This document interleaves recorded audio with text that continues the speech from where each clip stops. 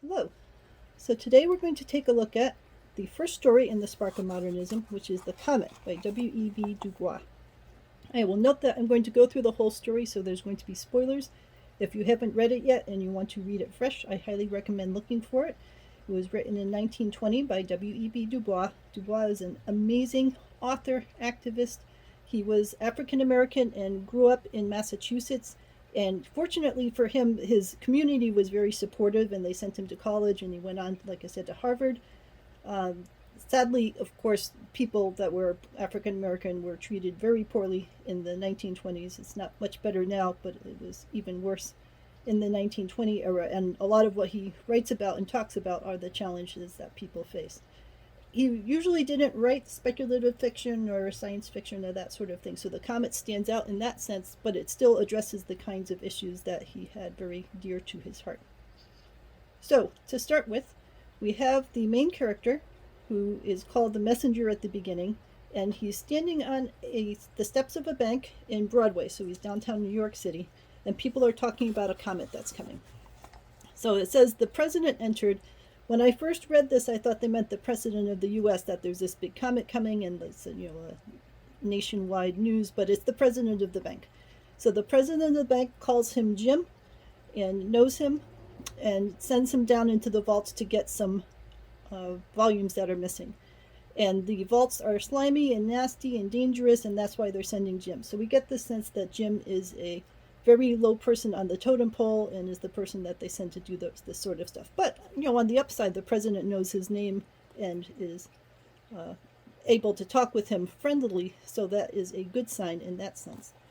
So Jim heads down into the vaults, and he knows that the comet's going to be passing overhead, but he's not too worried about that. He goes into the very bottom part of the vaults. He finds the volumes that are tucked away in a back corner of the vaults. The vault manages to shut while he's down there, so he's worried about being trapped and dying without anyone realizing that he's been down there, since he's such a low person on the totem pole.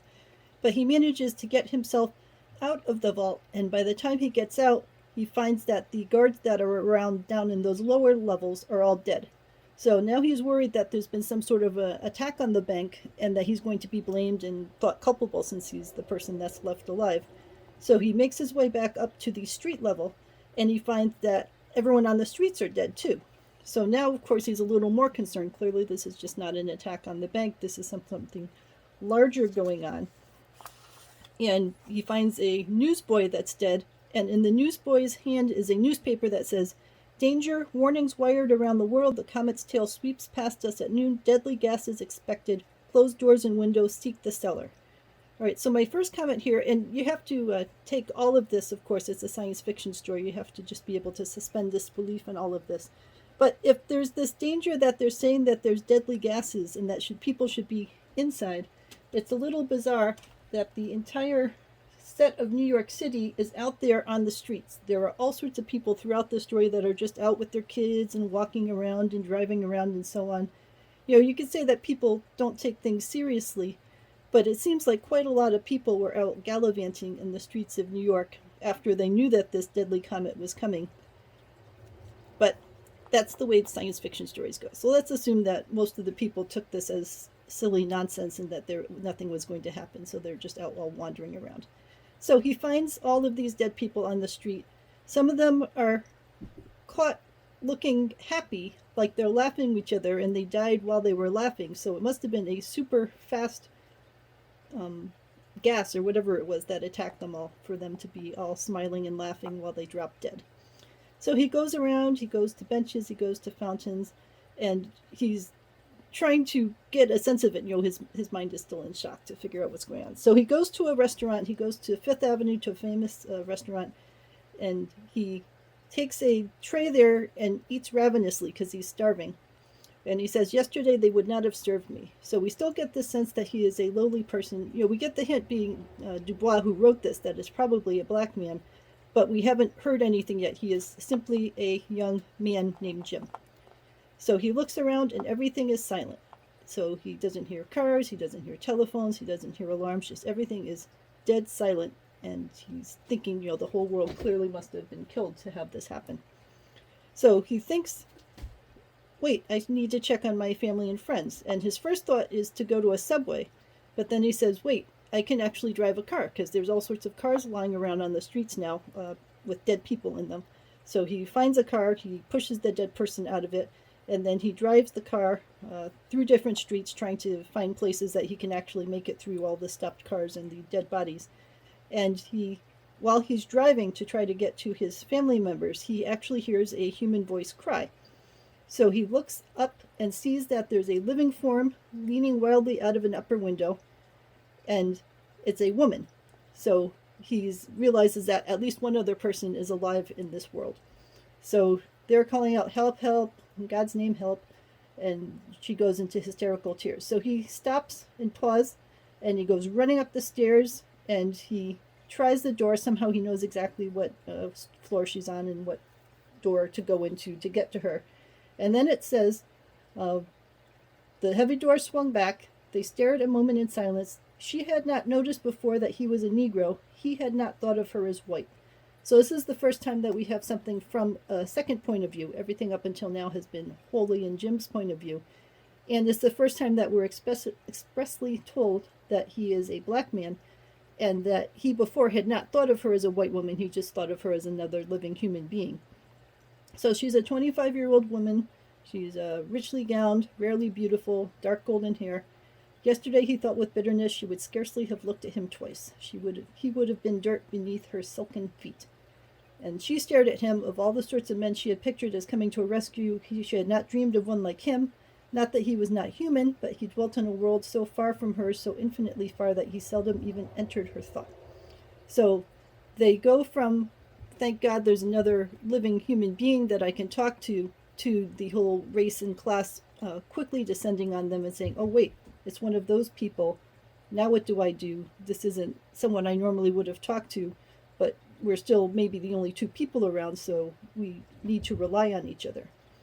So they have the initial moment of shock, and then they get a little further in and say, well, they seem like a very nice person. They seem like someone I should be able to trust. And then she says, what's going on? I see dead people everywhere. And she, it turns out, had been developing photos in a dark room. So that's where she was locked away, and that's how she survived the deadly gases. So apparently their thought that you could just go in a room and close a window wasn't true, because it seems like even people who were inside houses all died. Only him down in the deep vault that was closed and her locked up in a light, tight, dark room had survived as far as they know. So they are shocked that it seems like everyone's dead.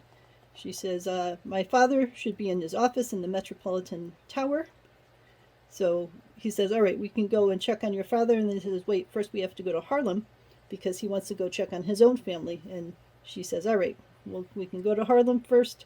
There's a car in the garage, and she takes the wheel of it because he says he doesn't know how to drive the car that is in the garage. Now we don't, she just says there's a swifter car in the garage in the court, and he says, I don't know how to drive it. He was just driving a car, so he can't necessarily know that he can't drive her car, but we'll just take it that he assumes it's a fancy car that he doesn't know how to drive. So she says that she knows how to drive the car. So they hop in her car, she's driving, they get to Harlem, and he runs into Harlem alone, and when he gets back, he's very sad because everyone that he loves is dead. He says, I've lost everyone. He even goes back and checks again and said that everybody is dead. So now they are moving out of Harlem, and they are moving towards the Metropolitan Tower where her father is, and everyone in the tower seems to be dead. They get up to the office area, the stenographer is dead, the clerk is dead, and there's a note in there that says, Dear daughter, I've gone for a 100-mile spin in Fred's new Mercedes. Shall not be back before dinner. I'll bring Fred with me. So we don't know who Fred is, but we know the father has left town and taken this Fred person with him. So she's convinced that that her father and Fred could be off in the city somewhere.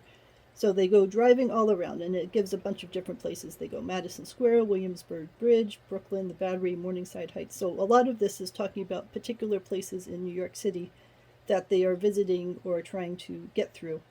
And they look everywhere, and they do not find any sight of the father. They find lots of dead people. So she says, all right, now what do we do? We've looked everywhere. We can't find them.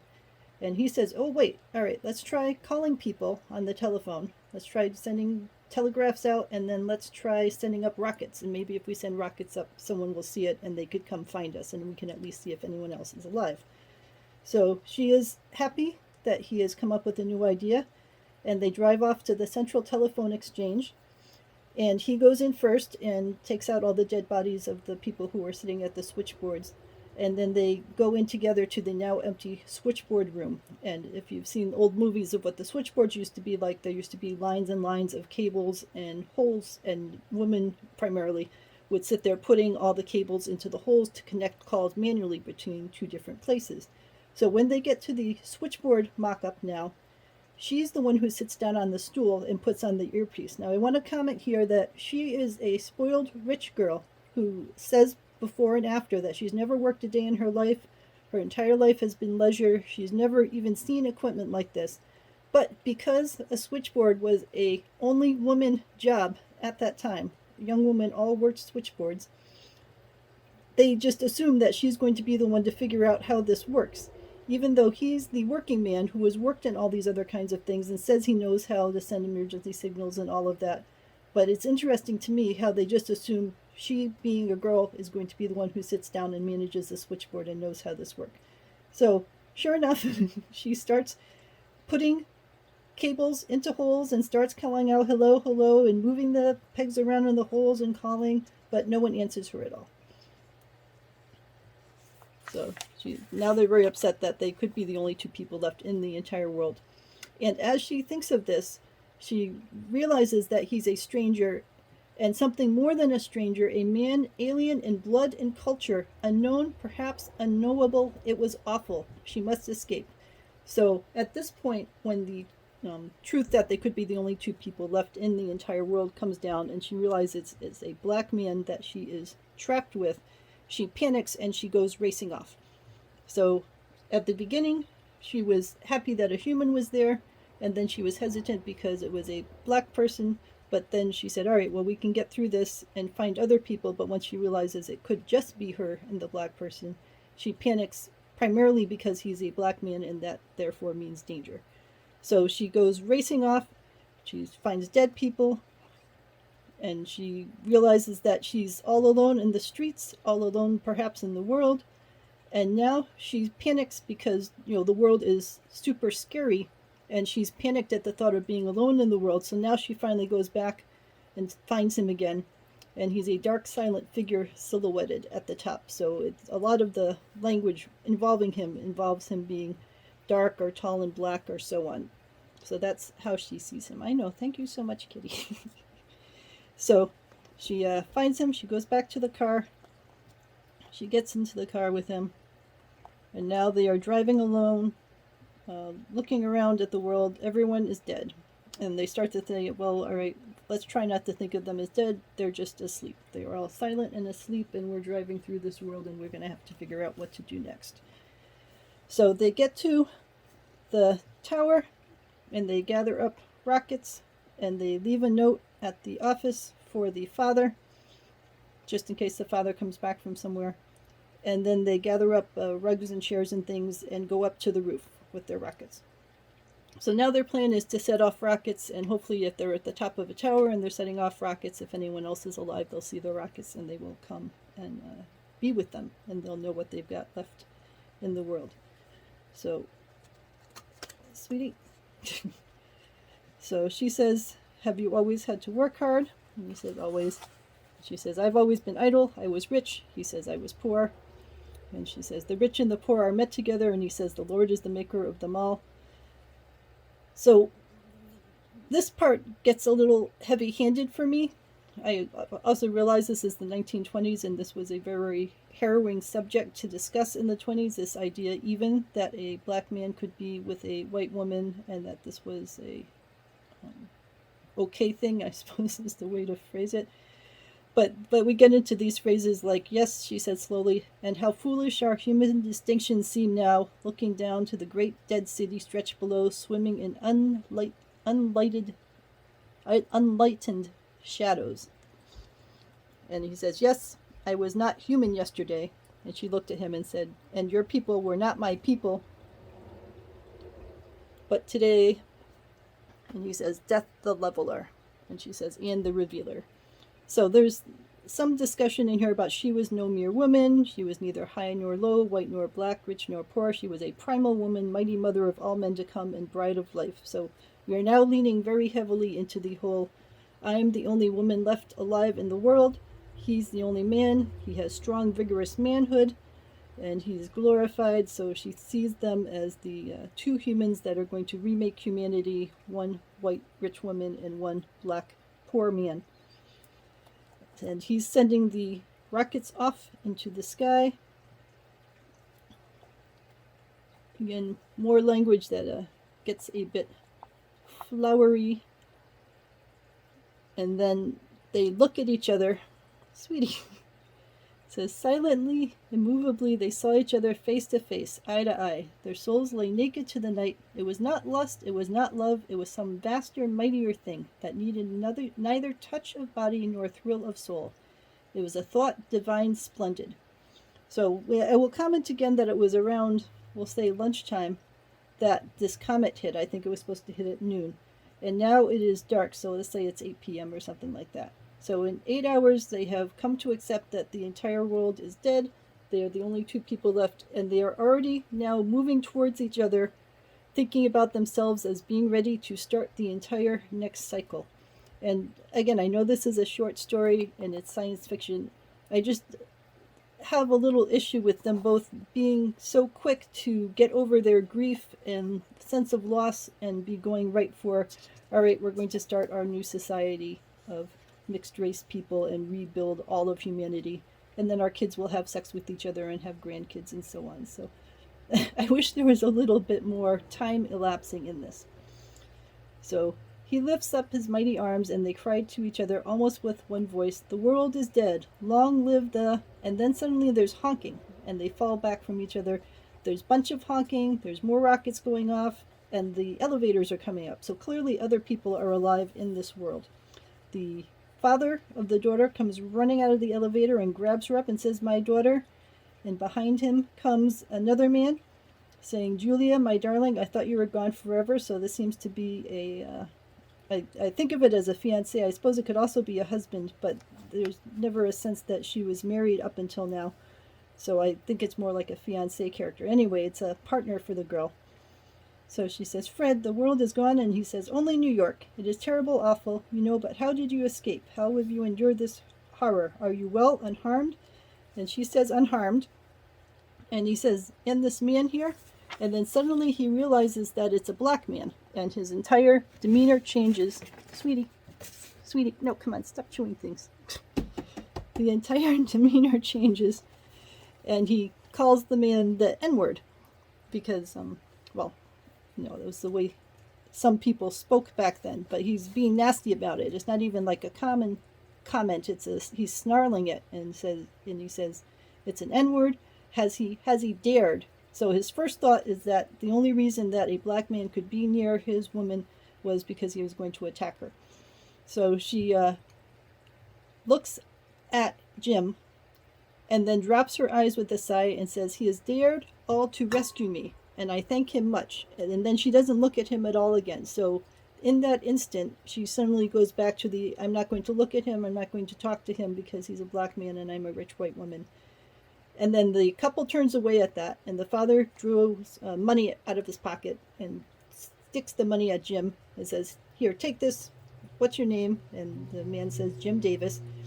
And the father says, "Well, Jim, I thank you. I've always liked your people. If you ever want a job, call on me." And poof, they're gone. So he saved this girl from, who knows what, and got her to a place of safety, and managed to send up the signals so that they could get the father to find them.